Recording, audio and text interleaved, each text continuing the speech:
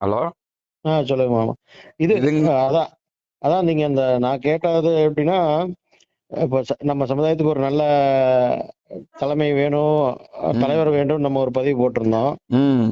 அதுக்கப்புறம் நீங்க நம்ம குழுல சாருகிட்ட கேட்டிருந்தீங்க. அப்புறம் அப்புறம் சாரும் ஏதோ நீங்க அந்த அதை ஆரம்பிச்சதுனால இப்ப அது ஒரு ஒரு நல்ல ஒரு ஒரு இடத்துக்கு இப்ப மூவ் பண்றதுக்கு ஒரு நல்ல ஒரு பாயிண்டா கிடைச்சது இப்போ. அது ம், பெரிய ம், விஷயம். ம், அதுக்கப்புறம் ம். நீங்க இந்த லிங்க் ஜெனரேட் பண்ணங்காட்டி இப்ப மக்கள் நிறைய வில்லிங்கா வரும்போது இன்னும் அது கூட ஒரு பூஸ்டா இருந்துச்சு. அதுதான் நான் உங்களுக்கு அதுதான். அதுதான் உங்களுக்கு நான் சொல்ல வந்ததுங்க. ஏன்னா இப்போ அதுதான் இப்போ இவ்வளவு ஒரு பெரிய பிளான் அடுத்த கட்டத்துக்கு கொண்டு போறதுக்கு ஒரு முயற்சியா வந்தது. இல்லைன்னா நம்ம இவ்வளவு தூரம் அதுதான். ஒரு ஆஹ் அதாவதுங்க மாமா, இப்ப தலையூர் கோயிலை பொறுத்த அளவுக்கு ஆஹ் அன்னைக்கும் யதார்த்தமா தான் நடந்துச்சு, இன்னைக்கும் யதார்த்தமா தான் நடந்துச்சு. ஆஹ் அதாவது அன்னைக்கு வந்து சும்மா ஒரு நிர்வாகிகள் கூட்டம் அங்க வைக்கலாமேன்னு சொல்லி போய் உம் அதுக்கப்புறம் ஏன் லேட் ஆயிருக்குங்கிற கேள்வி எழுப்பி அதுல வந்த வாக்குவாதத்துல 2-3 சிட்டிங் ஓடுச்சு.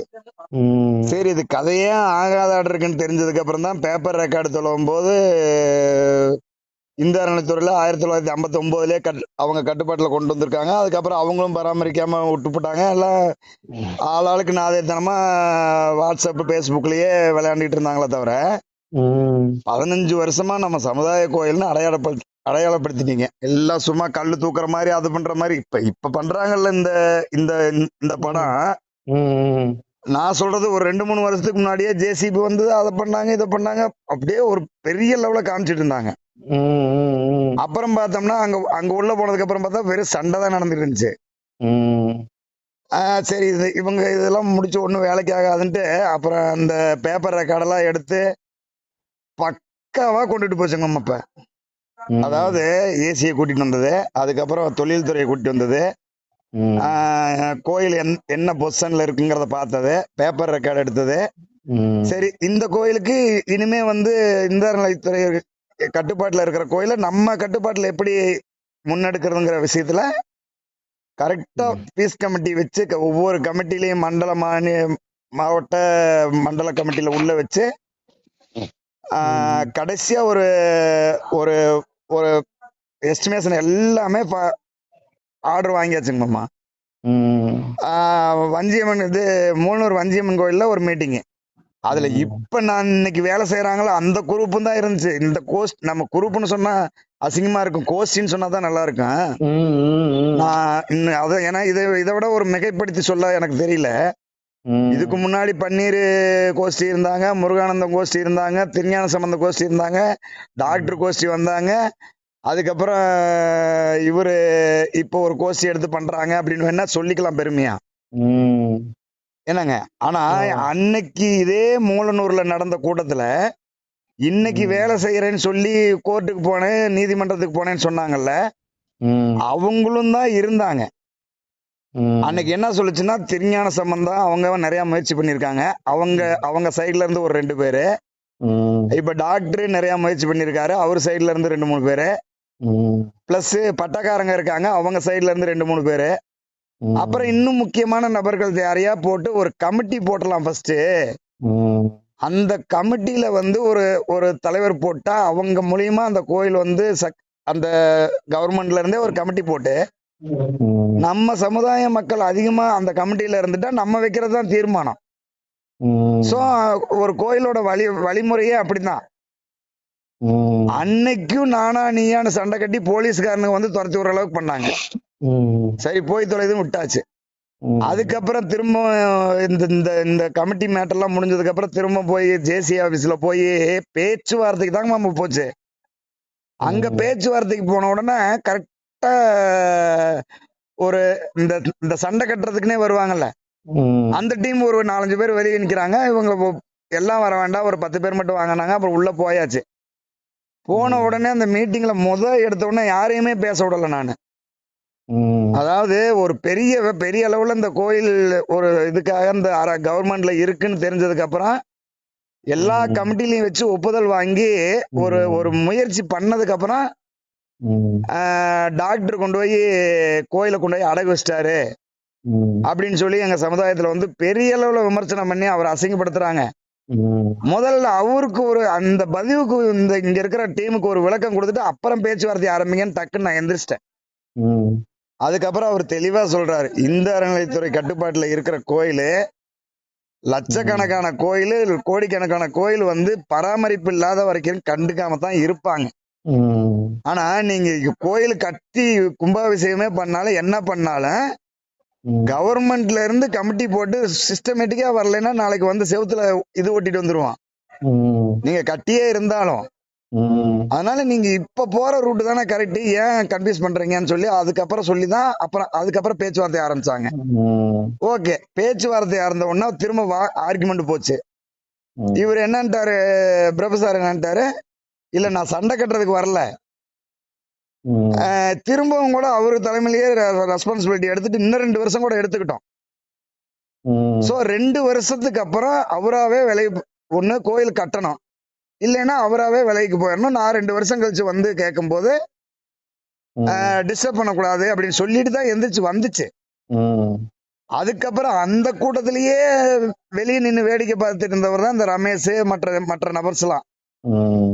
இப்ப அவங்க இவர் டாக்டர் 2 வருஷம் கேப் விட்டு போன இதுல அவங்க ஒரு ட்ரஸ்ட் ஃபார்ம் பண்ணி அவங்க தனிப்பட்ட முறையில திருஞான சம்பந்தம் அவங்கள விரட்டி விட்டு நம்ம பண்ணணும்ட்டு அவங்க ஒரு டீம் முயற்சி பண்ணிட்டு இருக்காங்க. இப்ப இப்ப இப்ப போயிட்டு இருக்கிற ப்ராசஸ் அதுதான். ம். இப்ப நம்ம 2 வருஷம் முடிஞ்சிருச்சுன்னு போகும்போது ம். அங்க பார்த்தோம்னா அறங்காவலர் வன்னியர் சமுதாயத்துல இருந்து ஒருத்தர் போட்டிருக்காங்க. இதுதாங்க மாமா எனக்கு பாதிக்கப்பட்டது ஃபர்ஸ்ட். என்னன்னு கேட்டீங்கன்னா 15 வருஷமா வேட்டோ கவுண்டர் சமுதாயத்தோட கோயில்னு 100% அடையாளப்படுத்தி பண்ணிட்டு இருக்கீங்க. ம். ஒரு கோயிலோட ஆணி வேறு அறங்காவலர் தான். அறங்காவலர் தான் அந்த கோயிலுக்கு ஆணி வேறு. அவர் தான் தீர்மானம் வச்சு கொடுக்கணும், அவர் தான் செய்யணும், எல்லாம் பண்ணணும். அப்ப நாளைக்கு கோயிலை கட்டி முடிக்கும் போது அறங்காவலர் கட்டுப்பாட்டுல இருக்கும்போது வேட்டு கவுண்டர் சமுதாயத்துக்காரங்க உபயதாரர்கள், அந்த உபயதாரர்களும் வந்து எங்க முன்னோர்களோ எங்க பின்னாடி எங்க சந்ததிகளோ வந்து இந்த கோயில்ல உரிமை கோர மாட்டோம் அப்படின்னு ஒப்புதல் பண்ணி கையெழுத்து போட்டுதான் இந்த ஒர்க் எடுத்து பண்றாங்க. அப்ப இது எவ்வளவு பெரிய முட்டாள்தனங்க. ஒரு ஒரு இந்த கோயில் ஒர்க் எடுத்து பண்ணும்போது அந்த அந்த உபயதாரர்களுக்கு கொடுக்கிற விண்ணப்பத்திலேயே இந்த கோயிலை வந்து நாங்க கட்டி கொடுக்கறதுனால நாங்களோ எனக்கு பின்னாடி இருக்கிற என்னோட சந்ததிகளோ வந்து இந்த கோயில்ல உரிமை கோர மாட்டோம் அப்படி யார் எழுதி கொடுக்குறா? இந்த ஒர்க்குக்கு உபயதாரர்கள் அப்படித்தாங்க மாமா ஒப்புதல் எழுதி கையெழுத்து போட்டுதாங்க மாமா ஒர்க் ஆர்டரே வாங்குறாங்க. அப்ப நம்ம ஆண்டாண்டு காலமா முன்னோர்கள் வழிபட்ட வந்த கோயில்னு தெரியுது. அதே கோயிலுக்கு வந்து நாங்க எப்பவுமே இந்த கோயில்ல முன்னுரிமை கோர மாட்டோம் அப்படின்னு கையெழுத்து போட்டு ஒரு ஒர்க் ஆர்டர் வாங்குறதுல என்ன புத்திசாலித்தனம் இருக்கு? நாளைக்கு கோயிலை கட்டி முடிச்ச உடனே அறங்காவலரு மற்ற இந்த இதுல இருந்து கட்டினவங்க அவங்க கட்டினாங்கன்ட்டு ஒரு பெரிய கல்லை விட்டு வச்சு போட்டு பின்னாடி கொண்டாந்து போடுவாங்க, இந்த இளிச்சவாய் வேட்டு கவுண்டர்லாம் ஒவ்வொரு லட்சம் கொடுத்தானுங்கன்னு சொல்லி ஒரு கல்வெட்டு ஒவ்வொருத்தர் பேரை போட்டு. நான் சொல்றது என்னன்னா, கோயிலே வந்து இன்னைக்கு அரசாங்கத்துல நிர்வகிக்காம விட்ட கோயில் வந்து எங்க சமுதாய கோயில், ஆண்டாண்டு காலமா அனுபவிச்சு வந்த கோயில், எங்களோட முன்னோர்கள் வழிபட்ட வந்த கோயில எங்களுக்கு கொடுங்கன்னு ஒட்டுமொத்த மக்கள் உட்கார்றதுக்கு என்ன வழி இருக்கு? அதை விட்டு போட்டு இன்னைக்கு வன்னியர் போட்டிருக்காங்க அறங்காவலர். அதை கேட்க ஒருத்தருக்கு கூட துப்பு இல்ல, எல்லாம் கூட போய் ஜால்ரா போட்டுட்டு இருக்காங்க. கோவம் வருங்களா வராதுங்களா மாமா? இதுதான் இதைத்தான் இன்னைக்கு போய் நம்ம கோயில் கட்டலான்னு அந்த 2 வருஷம் முடிஞ்சு போச்சு. இனிமே நம்ம இதுல என்னன்னு பாருங்க, ஏற்கனவே ஒரு குலதெய்வ கோயில் நவலாடியான் கோயில் இன்னைக்கு காலங்கட்டுல கட்ட முடியாம கோயில அடுத்த சமுதாயத்துக்கு விட்டு கொடுத்துட்டு வந்தவங்களாம் இன்னைக்கு தலைவர் கோயில நான் தான் பண்றேன்னு சொல்லி எடுத்து பண்றாங்களாமா. இதுல இன்னொருத்தர் அந்த இனிமே உன் சன்னதியில கால் எடுத்து வச்சுனா கேளுன்னு தலைவர் கோயில் மேலேயே சத்தியம் பண்ணிட்டு போனவரு அவரெல்லாம் வந்து இன்னைக்கு, அதாவது ஒருத்தருக்கு தெரியாம ஒருத்தர் போய் அழுங்காம ஈஓ ஆபீஸ்ல போய் பார்த்து, அறங்காவலர் ஆபீஸ்ல பார்த்து, ஜேசியை பார்த்து, கமிஷனரை பார்த்து நாங்க தான் செய்யறோம்னு சொல்லி டோனர் லெட்டர் கொடுத்து வந்து ஒர்க் ஸ்டார்ட் பண்றதுல என்ன புத்திசாலித்தனங்கிற? நான் இப்பவும் பச்சையா சொல்றேங்க, எல்லாத்தையும் உட்கார வைங்க. எங்க கோயிலு, நாங்க வழிபட்ட வந்த கோயிலு, நாங்க ஆண்டு அனுபவிச்சுக்கிறோம், நாங்க கட்டிக்கிறோம். ம். நீங்க விலங்குன்னு ரோட்ல உட்காருங்க. ம். எங்க சமுதாய மக்கள் எங்களோட கோயிலுக்கு எதுக்கு அறங்காவலர் வந்து வன்னியர் சமுதாயத்துல போட்டிருக்கீங்கன்னு கேளுங்க. ம். ஏன் அன்னைக்கு இடஒதுக்கீடப்ப பிரபு சார் மட்டும் நம்ம சமுதாயம் பெரிய அளவுல பாதிச்சிரும்னு ரிட்டு ஃபைல் பண்ண போனார்ல. ம். அன்னைக்கு ஒட்டுமொத்த சமுதாயமும் வந்து வன்னியரை எதிர்த்து நம்ம இது பண்ண முடியாதுன்னு சொல்லி பண்ணீங்கல்ல. ஒருத்தருமே கண்டுக்காம இருந்தீங்கல்ல. ம். அன்னைக்கு ஆண்டவ புண்ணியத்துல ரிட்டு ஃபைல் பண்ணதுக்கு அப்புறம் இந்த சமூக நீதி கூட்டமைப்புன்னு ஒரு அமைப்பு வலுவா கூடிச்சு எதிர்த்து நின்னாங்க. இன்னைக்கு ரிசல்ட் வாங்க முடிஞ்சு. இல்லாட்டி அன்னைக்கு ஒரு செகண்ட்ல ஒட்டுமொத்த இடஒதுக்கீடு தூக்கி கொடுத்து போட்டு போயிட்டாங்களாமாமா. ஆமா ஆமா. அன்னைக்கு போராட முடிஞ்சது. இன்னைக்கு ஏன் போராட முடியாது? கேளுங்க. ஏன் எங்க சமுதாய கோயில்ல அறங்காவலர் இத்தனை வேட்டவன் இருக்கும்போது எங்களுக்கு எங்க சமுதாயத்தில் நியமிக்க முடியாதான்னு 10 பேர் போய் நின்னு கேளுங்க. அதைத்தானே இப்ப நம்ம பண்ணிட்டு இருக்கோம். நான் சொல்றேங்க மாமா, இப்ப பிரபு சார் லெட்டரே வேண்டாம். ஒவ்வொருத்தரும் அவங்க தனிப்பட்ட முறையில ஒவ்வொரு நபரும் நீங்க சிஎம் செல்லுக்கு அனுப்புங்க. ஒரு மாசத்துல நம்ம கோரிக்கையை நிறைவேற்றணும்னு சொல்றாங்கல்ல. சிஎம் செல்லுக்கு ஒரு புகார் வந்துருச்சுன்னா அந்த புகார் வந்து ஒரு மாசத்துல வந்து கம்ப்ளைண்ட் சரி பண்றேன்னு சொல்றாங்கல்ல. ஒட்டுமொத்த வேணும்னு அனுப்புறது. இவர் டாக்டர் லெட்டர் பேட் விடுங்க, டாக்டர் விடுங்க, பதிவு பண்றது விடுங்க. ஒவ்வொரு வேண்டரும் தனித்தனியா அனுப்புங்க. போட்டு ஆயிரக்கணக்கான பெட்டிஷன் போட்டோம் தெரியும்ல. இது திரும்ப தும்ப விட்டு வாழை புடிச்சுக்கிட்டு இது என்னமோ அழுங்காம போய் அறங்காவலரை பார்த்து அவர்கிட்ட உத்தரவு வாங்கிட்டு அவர் மூலியமா கட்டுறாங்களாமா ரகசியமா. அதுல என்ன பெட்டிஷனர் என்னன்னு கேளுங்க. நான் இந்த வேலையை எடுத்து பண்றதுக்கு நாங்களோ எங்க சந்ததிகளோ நாளைக்கு எந்த வகையிலையும் உரிமை கோர மாட்டோம் அப்படின்னு கையெழுத்து போட்டு தானே வாங்குறீங்க ஒர்க் ஆர்டரு. இதத்தான் நான் இடிக்குதுங்கிறேன். ஏன் அப்படி வாங்கணும்? எங்க முன்னோர்கள் வழிபட்ட வந்த கோயில், எங்க மூலியமா கமிட்டி போடுங்க, எங்க மூலியமா நிர்வகிக்கிறோம். நீங்க சும்மா மத்தியஸ்தம் மட்டும் பண்ணிக்கிட்டு இருங்க, நாங்க நிர்வகிக்கிறோம்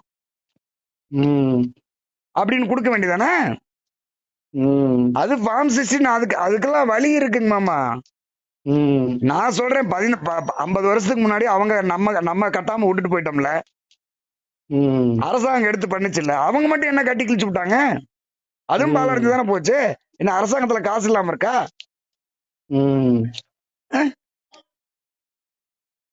அதுவும் பாலடைஞ்சுதானுங்க போச்சு. இப்ப எவனாச்சும் வந்து கட்டி கொடுப்பான். நாளைக்கு இவங்க கல்வெட்டுல அறங்காவலரு இவரு அவருன்னு போட்டுட்டு கடைசியில உபயதாரர்கள்னு ஒரு கல்வெட்டு, அதுல யாரு லட்சத்துல கொடுத்தாங்களோ கோடியில கொடுத்தாங்களோ பிறங்க நக்கிட்டு போங்கடான்னு அர்த்தம். அதுக்கு